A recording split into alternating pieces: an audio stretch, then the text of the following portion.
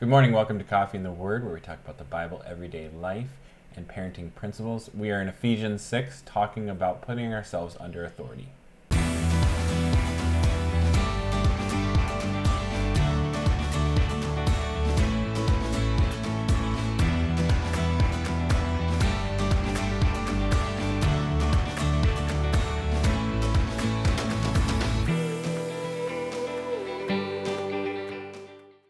All right, we've been in Ephesians 5 and 6 for a while. In Ephesians 6, we see this transition to really outward obedience and inward honor from kids to their parents, and then parents caring about the inward honor and not just outward obedience as they parent their kids. Yeah. And now we are talking about being in authority and under authority in these next few verses. So we started that yesterday. Quite honestly, I thought we would finish it, and we didn't. Right. So I guess there was a lot more than we thought, which is cool. So let's read that from Ephesians 6. It says in verse 5, "Slaves, be obedient to those who are your masters according to the flesh, with fear and trembling, in the sincerity of your heart as to Christ, not by way of eye service as men pleasers, but as slaves of Christ, doing the will of God from the heart. With good will render service as to the Lord and not to men, knowing that whatever good thing each one does, this he will receive back from the Lord, whether slave or free." So the idea here that you see is the reason that you subject yourselves to any governing authority is as if you are serving God himself, like as if your boss were Christ himself. Right. Even if he's doing wrong, even if he's evil, or she.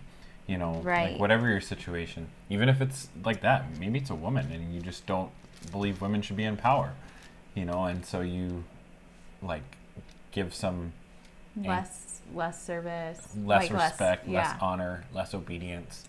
Right, because it's not a man over you. Yeah. That certainly still exists today. Like people sure. do feel that way. That will always exist. Right. It's not about if they're right. Now, you don't do what they say if they ask you to sin, but that's literally the line. And right, nothing else. And again, Wes covered that in a sermon a couple weeks ago. Right. Is that the only time that we have the right to go against authority is when they ask us to go against God himself and worshiping him. Right. Not necessarily, you know, and like you even think about the example he gave of Peter and John in the temple, and they say, stop preaching what you've heard, and they say, you determine whether it's right or wrong. And ultimately what they're saying is, if you have to kill us or put us in prison, you can do that, but we're not going to stop worshiping God. Right. They're saying we're God. still willing to pay the consequence because we realize we're under your rules, but this is where we diverge. Yeah, and I honor the Lord. So even if we choose in the moment to say, I'm going to debunk authority here because it goes against God himself, and not just anything about God, specifically worshiping and proclaiming his name. Right. And only that. Then in that moment, we have to also be willing to pay the consequence. Right. That comes with it. Because we're still subject to governing authority. It's just that we are clean before the Lord when we rebel in that instance, because we're proclaiming him and putting ourselves under him first, always. Yeah. And so we saw this a little bit yesterday, just that idea that you're working for the Lord. Because of that, you give your best effort. Right. You know, Colossians 3:23, one of my favorites. Whatever you do it with your whole heart as to the Lord, not unto men, because it's not about man, other than perhaps the gospel going forward in their life or the lives of others watching because of your example, right? Like you have an opportunity for this to be part of your testimony. Now, sometimes we get distracted and we don't do this well. Okay. Yeah, and so I love this verse from 1 Timothy 6 that just reminds us that this is part of our testimony. And so it says, all who are under the yoke as slaves are to regard their own masters as worthy of all honor, so that the name of God and our doctrine will not be spoken against. And so he's saying, like, you consider them worthy. There's that inward honor. Well, when we looked at this passage in the beginning, and I was actually looking over in Romans 13 as well, and it talks about respecting authority and all that kind of stuff. It says, whoever resists authority has opposed God's ordinances. You're opposing God. Those are both things. But he comes down and he says, you shall love your neighbor as yourself. Love does not wrong his neighbor. Therefore, love is a fulfillment of the law. Right. And if you read that whole passage, it's talking about honoring authority and government and things that exist over you, right?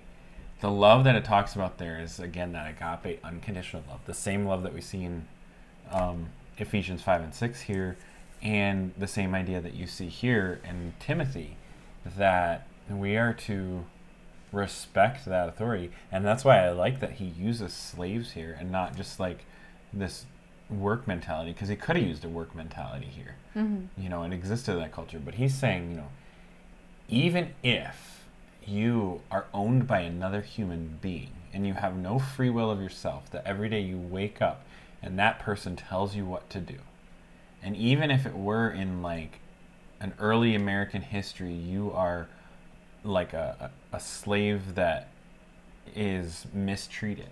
Right. You are still supposed to honor the master. Why? Because you don't want to let your testimony get ruined. Mm-hmm.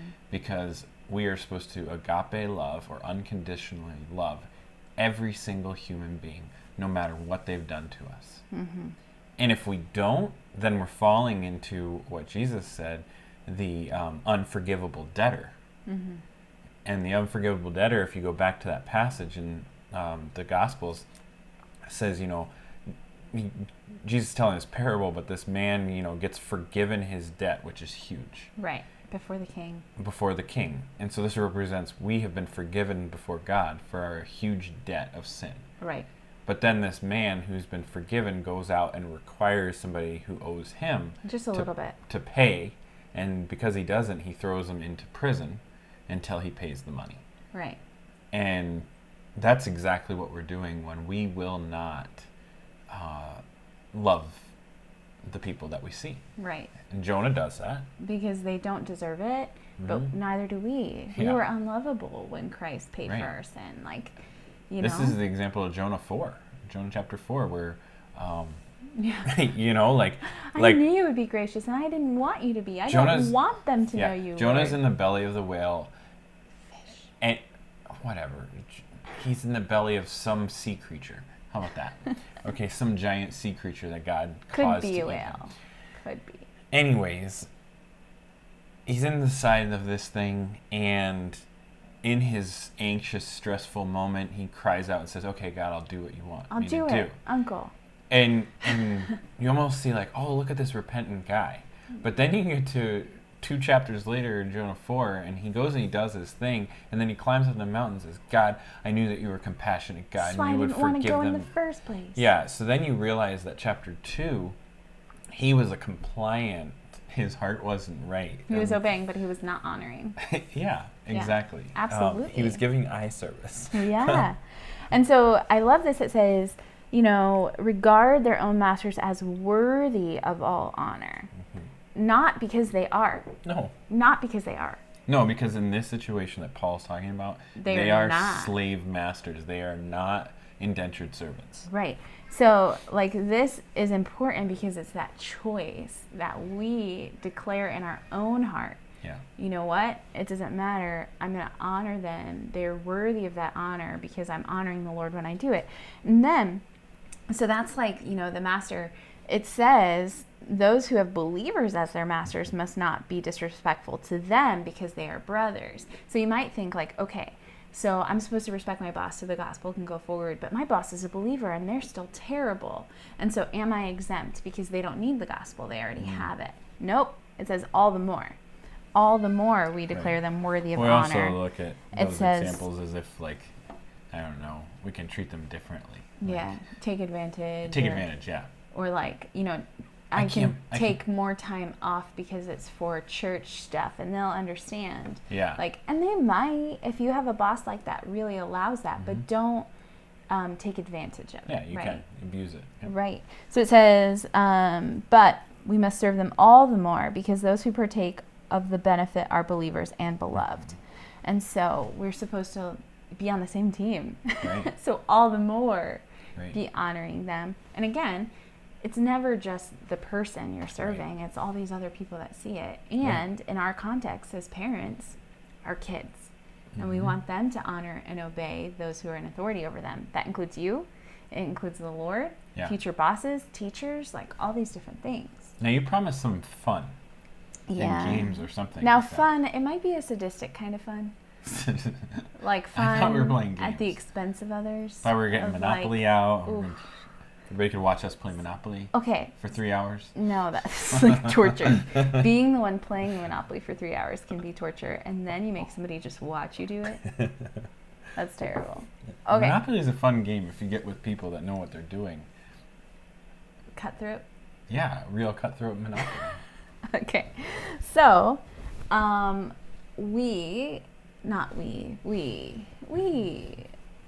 proverbial we, all the people, break laws and rules every day because we don't like them or don't agree with them or they're inconvenient or because everyone else is doing it. I have no idea what this fun is, so I really don't. So, rules that we don't like where we might be communicating a disrespect of authority without even realizing it. Okay. And our kids see it.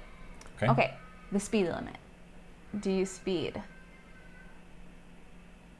What? The police don't pull me over. Right. Well, that's where we get our guideline. Okay, I don't get in trouble for it. I don't get caught, or everyone else is doing it.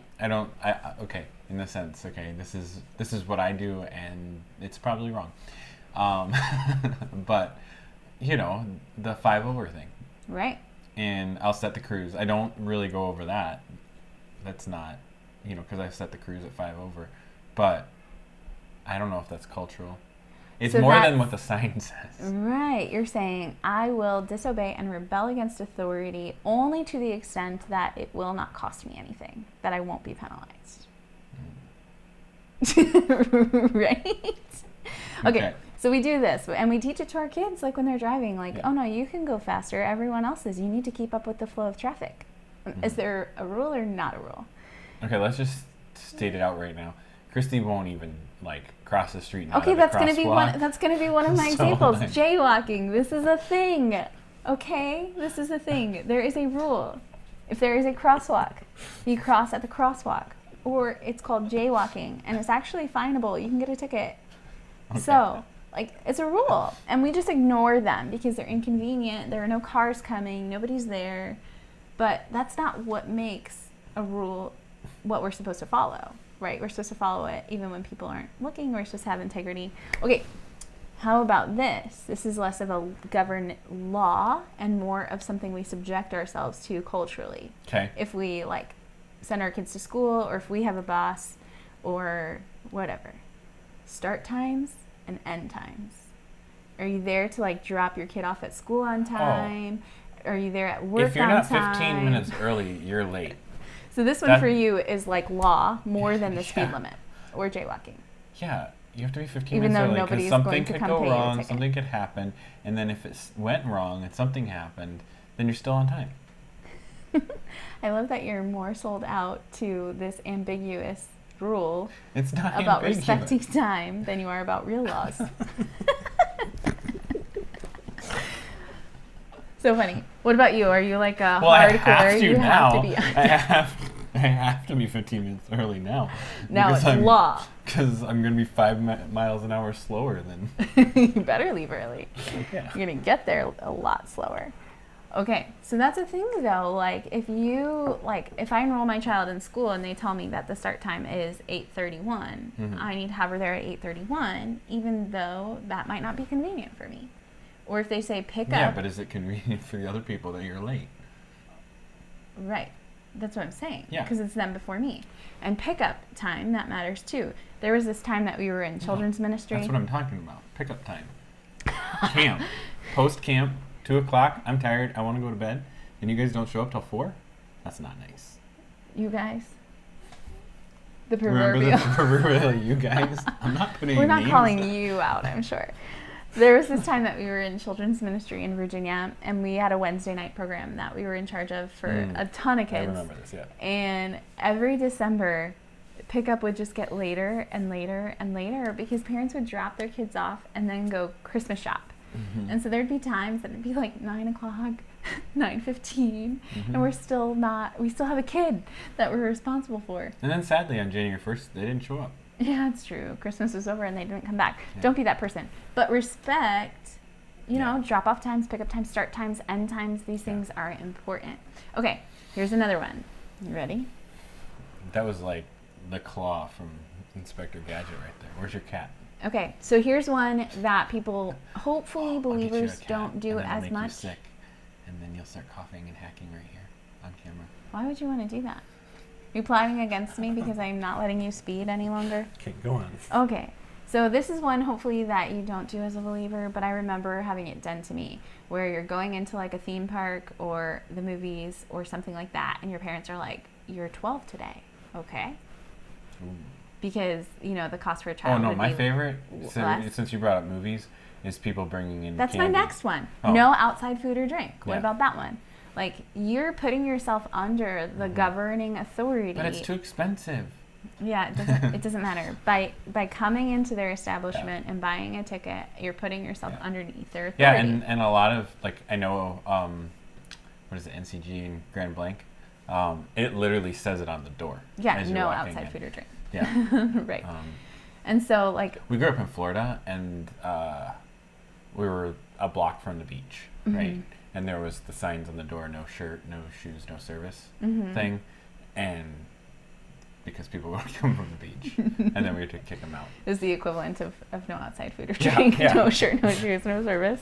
That's true. I've never really seen that on a door here. No, it's a beach thing. Yeah, interesting. Or a Zeke thing. Or Zeke, yeah, our son's always naked. Oh boy, no shoes, definitely not. Just a diaper. When she says naked, that means a diaper. Thankfully, he still wears diapers. Even when it's 30 degrees outside, he wants to go outside in a diaper. Right. So we can do this. We can teach our kids that rules don't matter because they're inconvenient, we don't agree. And you think of, yes, big authorities like my boss or the government, and I'm doing fine there. But what about small authorities that you're still under? Like when you go into somebody else's establishment or business. Yes. I have more. What about... Oh, I'm probably going to step on one of yours then. Okay. But what about what mom doesn't know doesn't hurt her? Like, mom's not around, we can eat this, we can act this way. Eye service. Yeah. Right. And you're teaching disrespect of the most important relationship, the one fleshness. And, you know, we're going to eat a whole pack of Oreos, or we're going to disrespect this thing because mom's not around. Right. I've been in those situations with parents that do that. Right. You know? And it's sad because while there's nothing wrong with eating a whole pack of Oreos or whatever it was, I mean, that was the real scenario that I was in. Okay. But you make it sin. But now, well, not even the sin, but now you're teaching your kids that, like, when mom's not around, we can do something because she doesn't see it. And like, mom's rules. Bad and mom's rules are crazy. Like, I don't agree with them. Like, you're showing disunity. There's a lot of problems. Yeah, and so it's that undermining of authority. Remember, we looked in Ephesians 6 at how we're not supposed to provoke our kids to where you breed this rebellious spirit because we put on too many rules or we're inconsistent with the rules. Well, now our treatment of the rules can breed that same rebellious spirit. Okay, so I just had a few more. They're not super fun, but they're things that I think are relevant. Things like texting and driving. Yeah, for sure. You know, or not wearing a seatbelt. Well, and that comes down to, like, you'll text and drive, which is against the law, but you'll text and drive. And then as soon as your kids turn 16, you're like, put your phone away. Yeah, and... Put it in the trunk. Like, well, have you been doing this whole time? Yeah, and you do the double standard thing, and then kids are like, what's going on? You know, same with internet times and being on your phone. Right. Like, you can only do this during these hours, and then parents but that's are not what I do. Opposite. And then you make excuses. Well, this is for work. Well, should you be I'm working an adult. at home? I'm an adult. I make my own decisions. Yeah. Okay, and then the other one is sometimes it's not about trying to get our kids to pretend that they're younger than they are so that they can get in cheaper or eat off the kids' meal menu. I don't know. You might just disobey like how old they're supposed to be, like social media rules, like letting them have a Facebook before they're 13 or have a YouTube account or like you're teaching Instagram. You're teaching them that lying is okay when it's convenient. Right, when that the rules really don't matter. It's the whole white lie thing. Well, nobody really got hurt, so it doesn't really matter. All right, we could go into some other things. Well, and the kids learn to white lie and wonder why they lie. It's because you taught them to. Right. And it's not for anything righteous. It's not for anything that accomplishes anything of the Lord.